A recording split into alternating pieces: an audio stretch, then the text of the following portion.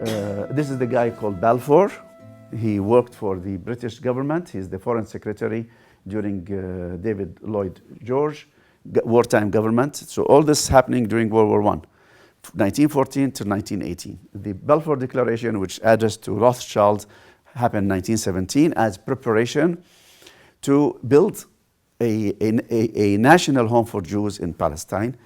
From British perspective, to my reading, and many historians say that, is to establish a foundation in Palestine to protect their oil interest. As simple as that, and protect Suez Canal. Suez Canal is to the west of Palestine. That's basically the motivation.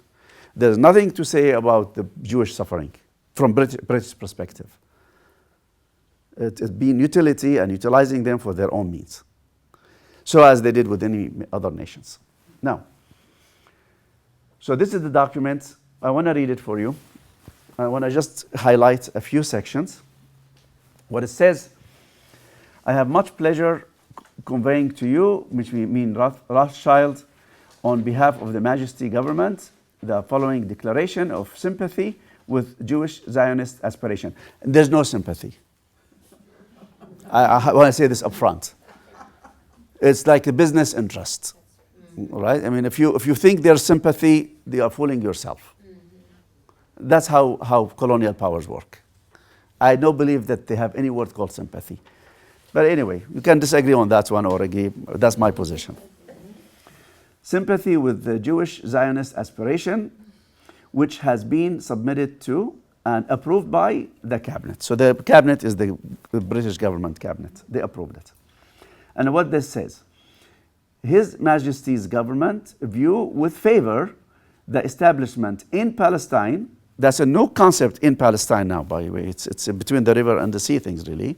So in Palestine, now we're going to establish in Palestine of a national home. I'm going to go back to this A, not the. A national home for the Jewish people. And will use their best endeavor, meaning the government of British government, they use their best endeavor to facilitate the achievement of this object. So they're committed to this object. I think he failed to say a project. He says sympathy and then it's to this object.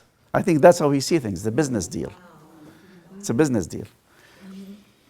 Now, it being clearly understood that nothing shall be done which may prejudice the civil and religious rights of existing non-Jewish communities in Palestine. To me, that is the first historical document that testifies to the existence of Palestinians. And he used the word exists, but he described them as non-Jewish, soon to be the Palestinians. So that's the first document. When you tell me they did not exist before Balfour Declaration, I concede. I have no problem with that. They are people, but they don't identify as Palestinians.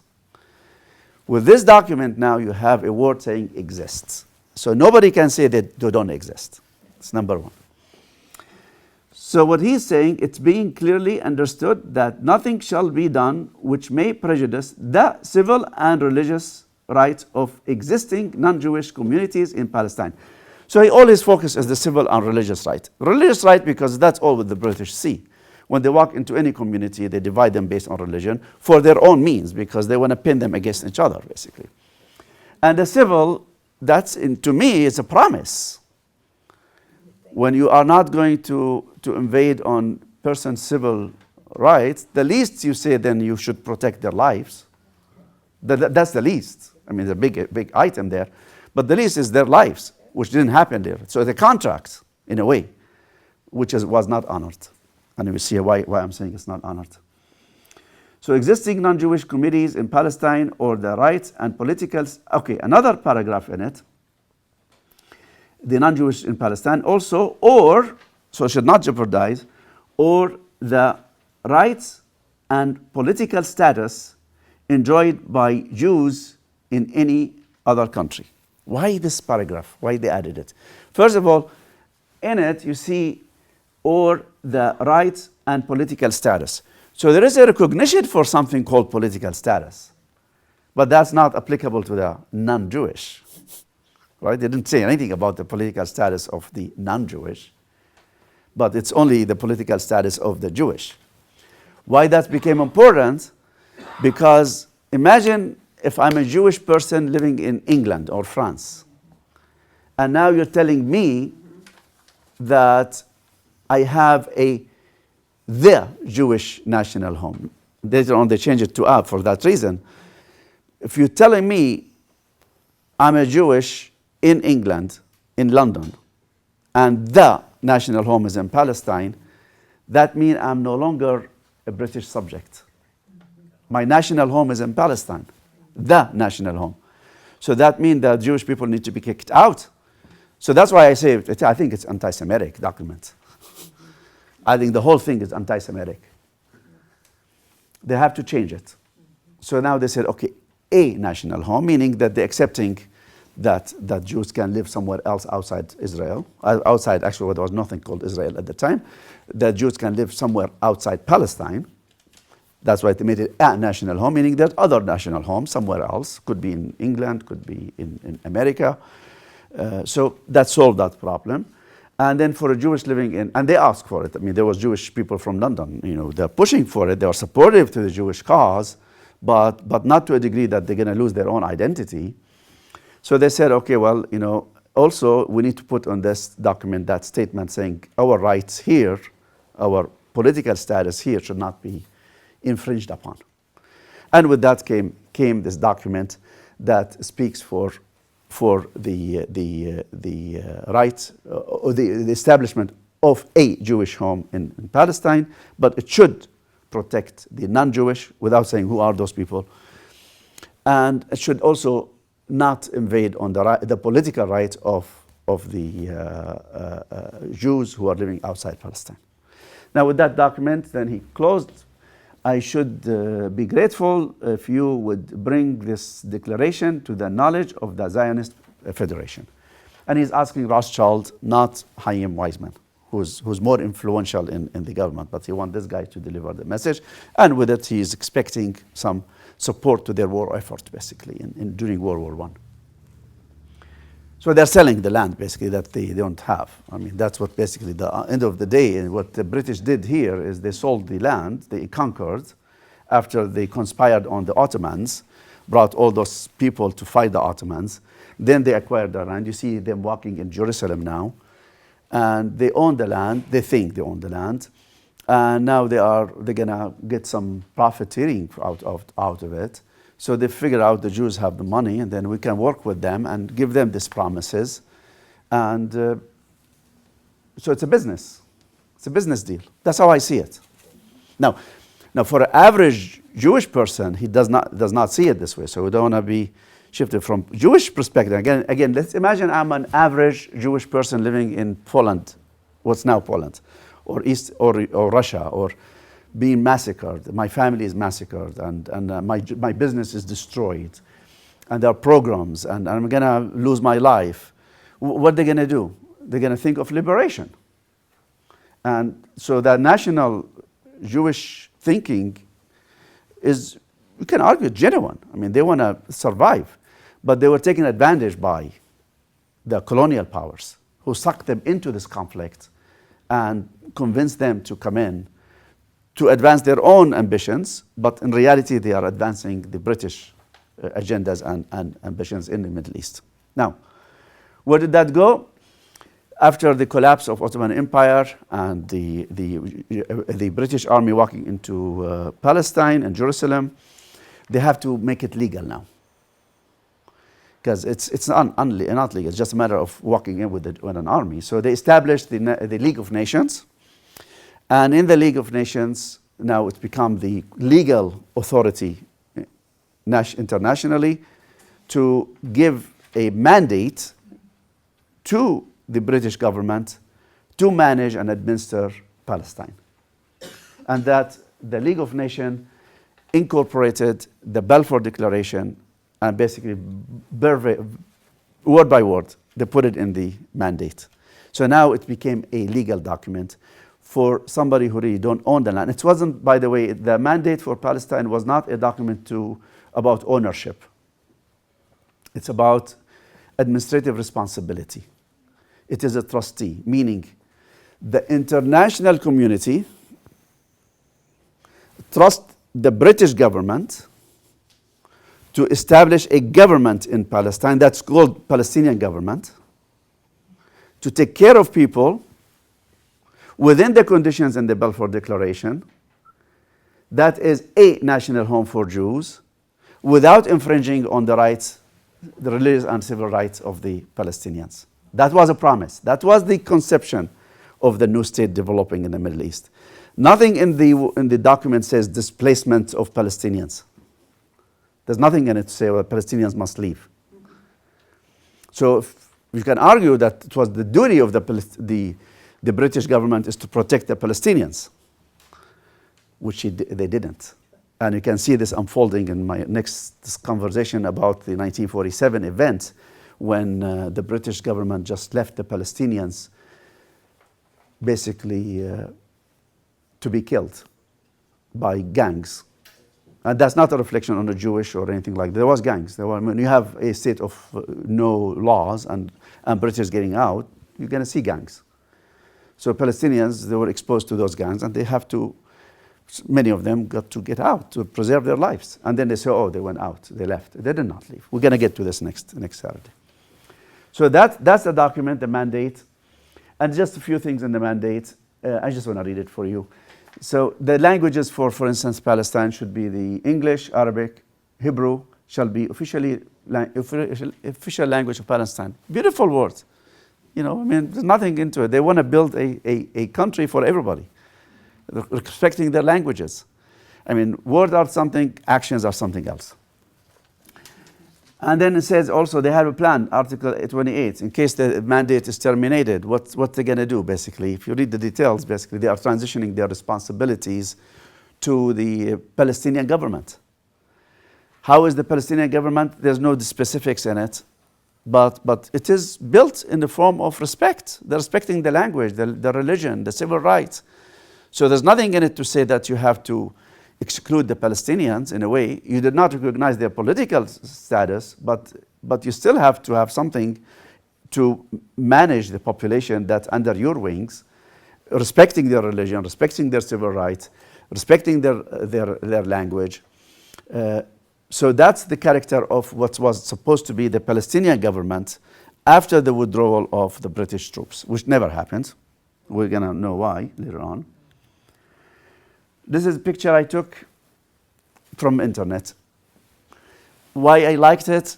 Because it connects with the statement my father told me about his childhood. My father was born in 1937 in Haifa, Palestine, or 36, because he was 12 when he left Palestine in May of 1948. The story is, and again, this is not a family story, it's just from internet.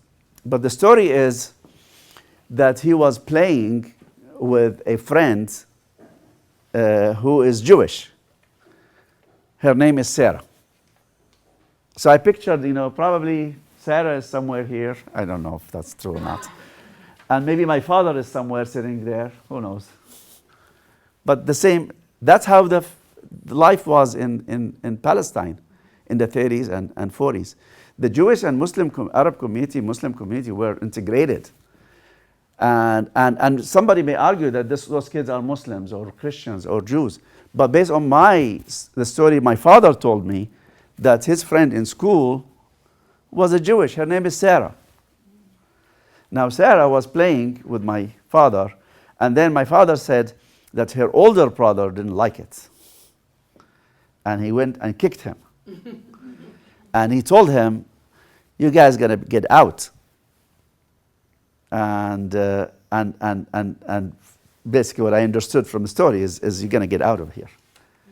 So that's a real story I got from my father. It took place in the 40s. But a reflection to the fact that people were in the same schools, which is not the case, by the way, later on. Now you go to Israel, you can see that the Arab school and Muslim school, and it's astonishing. I need to do more research on it, really. So my understanding is each one teach what they like.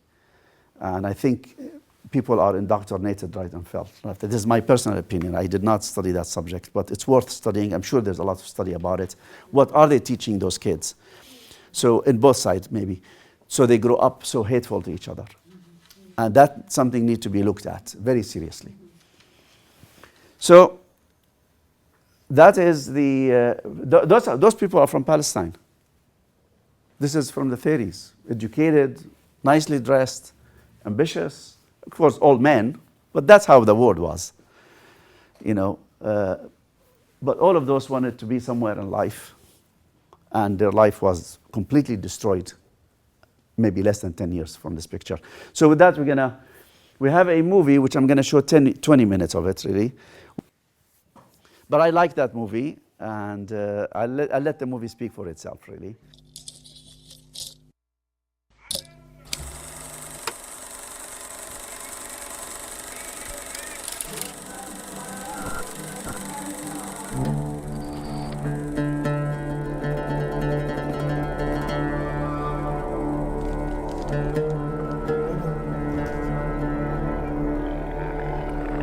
Greater Syria was a major region of the Middle East at the turn of the 20th century. It became part of the Ottoman Empire in 1516 and remained Ottoman until the end of the First World War in 1918.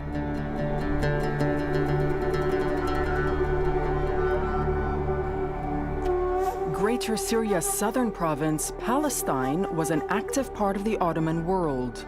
Trade boomed in its commercial centers, which included Jerusalem, Jaffa, and Haifa. فلسطين كان فيها شعب نشيط، فعال، منتج، مفكر، مبدع.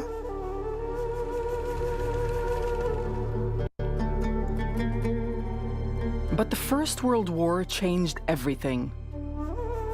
In November 1918, the Allied powers of Britain, France, Italy, and Japan defeated the Central Powers of Germany, Austria-Hungary, Bulgaria, and importantly, the Ottoman Empire.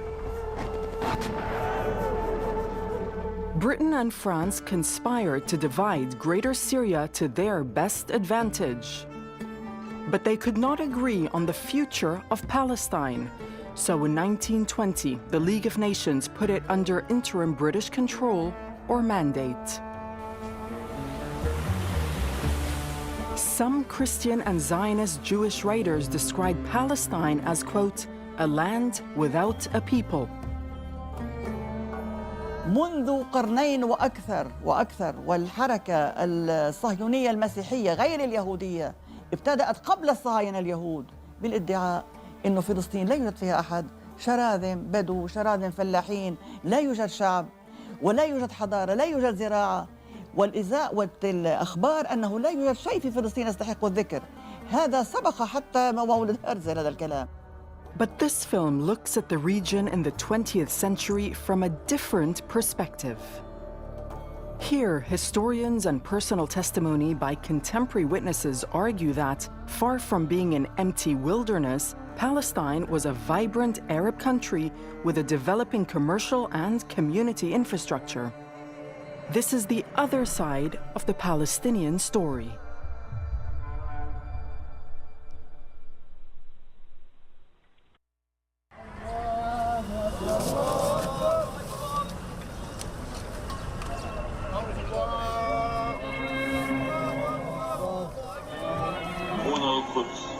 صوت فلسطين من القدس.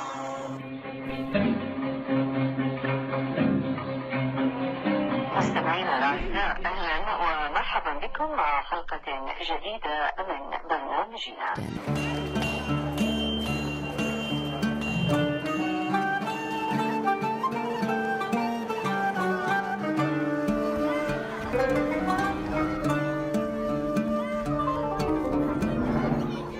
Palestinian society in 1920 was a society in transition.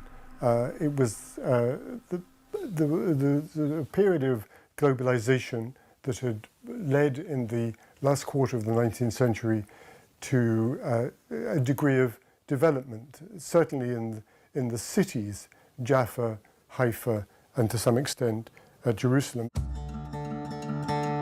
Jerusalem was becoming an important commercial center, as were the ports of Gaza and Jaffa.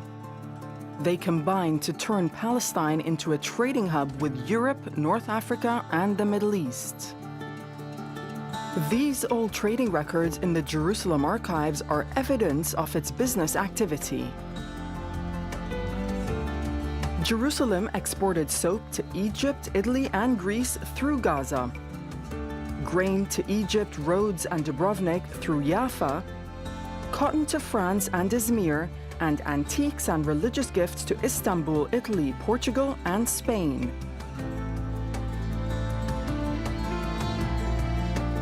Gaza and Jaffa also imported rice and fabrics from Egypt, textiles from Istanbul, glassware from China, shawls from India, and lead from France and the Netherlands in Europe.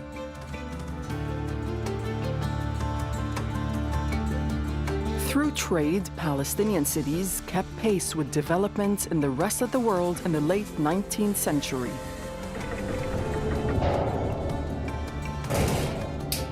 Palestine also developed a transport infrastructure and built a railway network to connect Jerusalem and other towns and cities with the ports on the Mediterranean.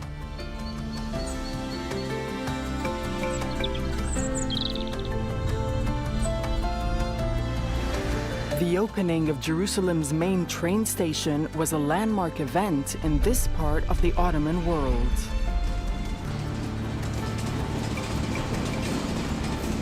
افتتاح محطة رئيسية للقطارات في فلسطين في مدينة القدس يجب أن نعود إلى الوراء إلى آخر القرن التاسع عشر، تحديداً 1892.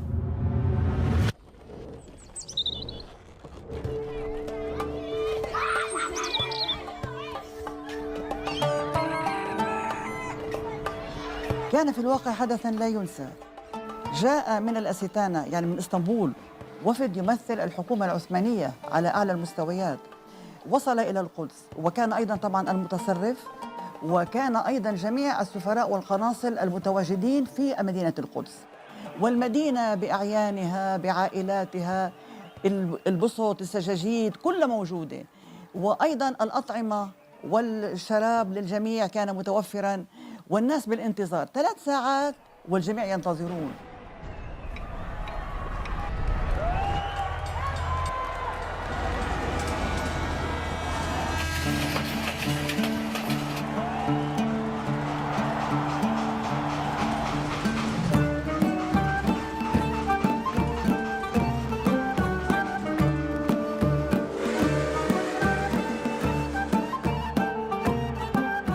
طبعاً ازدهرت فلسطين، يعني صار اتصل الساحل، اتصل بالمدينة بالداخل، وتعززت التجارة، وكل هذا أدى إلى ازدهار شامل بفلسطين. وطبعاً صار في قطارات مع أماكن أوسع بعد عن القدس ويافا، توسعت في فلسطين، وصار في قطارات مع إلى مصر إلى آخره، مع الشام أيضاً إلى آخره.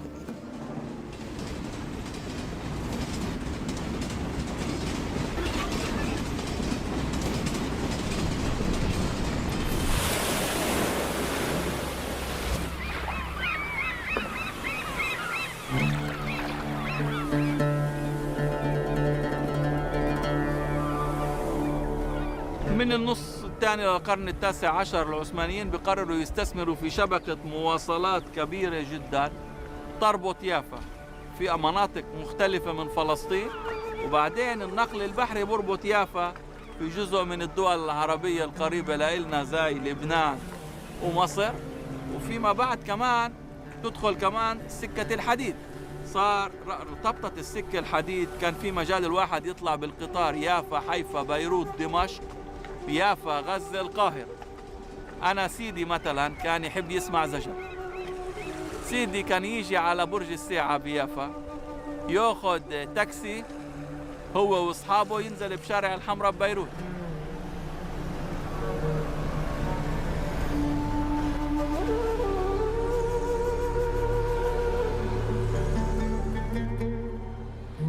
هديك صورتي وعمري 25 سنة، وهذه صورتي وعمري 92 سنة.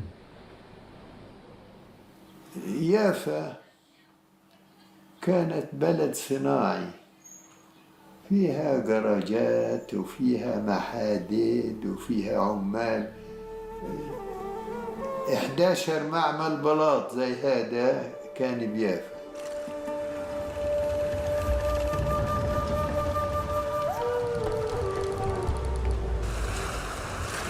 Jaffa was the main port of Ottoman Palestine, but it was rapidly overtaken by Haifa, which in 1905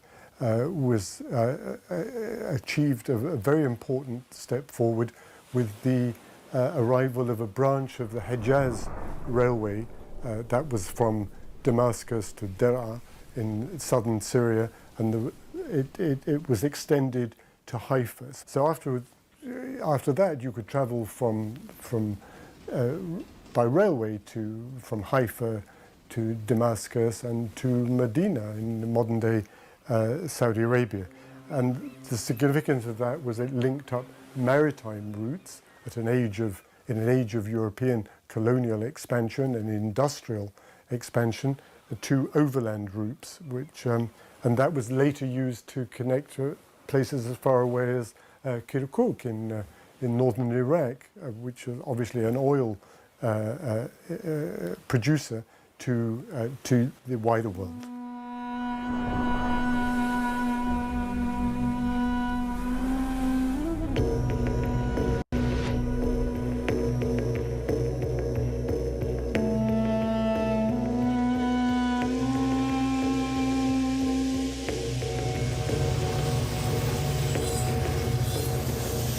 عمليا هذا الربط ساهم في تطور مدينة حيفا اقتصاديا، لأنه صار في عنا حركة تجارية قوية جدا بين التصدير والاستيراد. أصبح في عنا علاقة قوية جدا تربط القارات الثلاث بهذه المدينة، أفريقيا، آسيا وأوروبا. الأمر اللي أنا بدي أشدد عليه بهذه النقطة تحديدا هي عملية تنشيط الحركة التجارية الداخلية، يعني من مناطق مثلا من حوران، من لبنان، من شرق الأردن باتجاه مدينة حيفا عبر الخط الحديدي الحجازي، وهذا بالتالي زاد من عدد السكان. زيادة عدد السكان بتتطلب زيادة خدمات ومؤسسات سواء كانت اقتصادية أو ثقافية أو اجتماعية. Ottoman reforms encouraged the growth of European interest, certainly capital and trade and communications. And that, of course, led to growth in Jerusalem, Jaffa in particular, and Haifa. Economic growth was also driven. المنطقة كانت مفتوحة، الاستثمارات موجودة وتتحرك، يعني تتحرك من مدينة إلى مدينة. من له استثمار في بيروت وصيدا وصور له أيضا استثمارات في عكا وحيفا ويافا وغزة.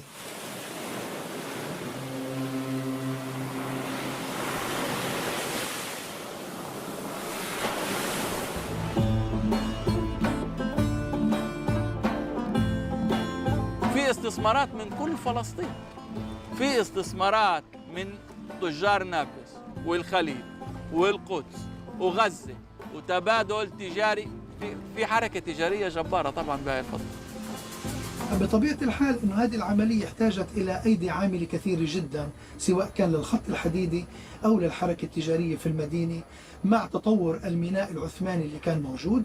بالتالي مئات من العائلات الفلسطينية والسورية واللبنانية وحتى العراقية والحجازية بدأت تصل تعمل في المدينة، وهذا أدى إلى تطور العمران، ثم تطور القطاع الاقتصادي، وبالتالي إلى تطور الحياة الاجتماعية والثقافية.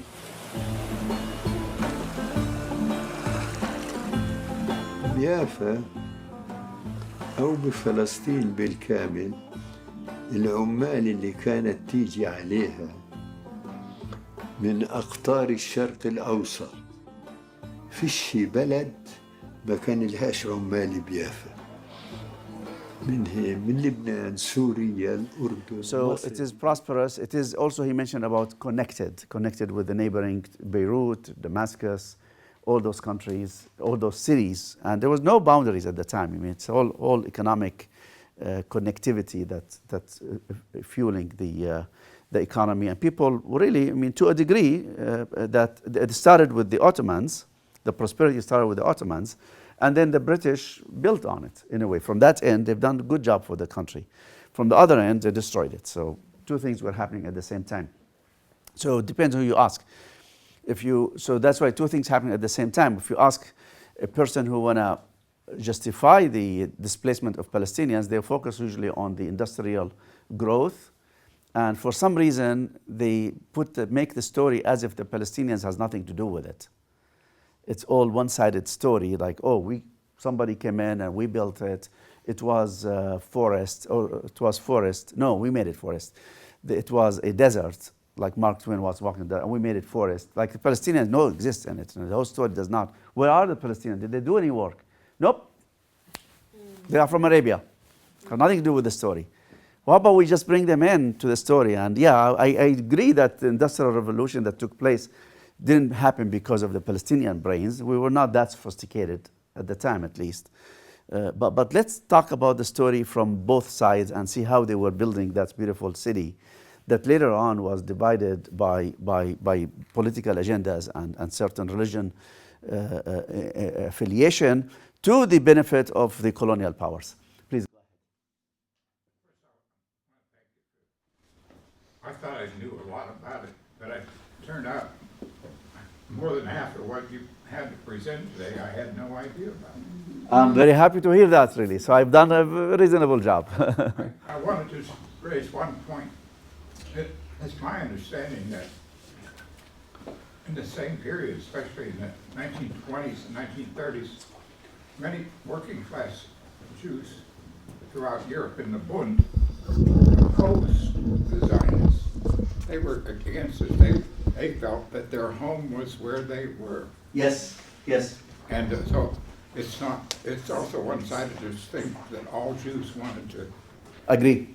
The argument was then, assimilation, can the Jewish person assimilate in the surrounding, in the community? And some argument was said, nope, there's no way they can assimilate. And if they stay there, they'll be all killed. So because of that, the only solution for the Jews is to have their own nation in a different land, and they have to get out. To me, in a way, that's an anti-Semitic argument, because it's saying that the Jews cannot assimilate. And we know they can assimilate. But took it to that extreme that they cannot assimilate, that they need a home outside of their home. They've been in Eastern Europe for thousands of years. It's not like just walked into Eastern Europe, really. And they convinced them that they cannot assimilate, so that's anti-Semitic. And with that, they asked them to go to Palestine. Now, back to your point, there was another element saying, no, we are part of Europe, and we can assimilate, and we just have to work with existing community.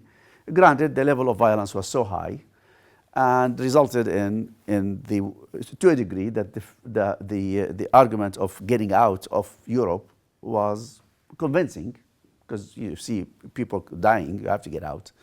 So that's what happened, and they enticed them. Sorry, I hope I did not cut into your thought process, though. Yeah.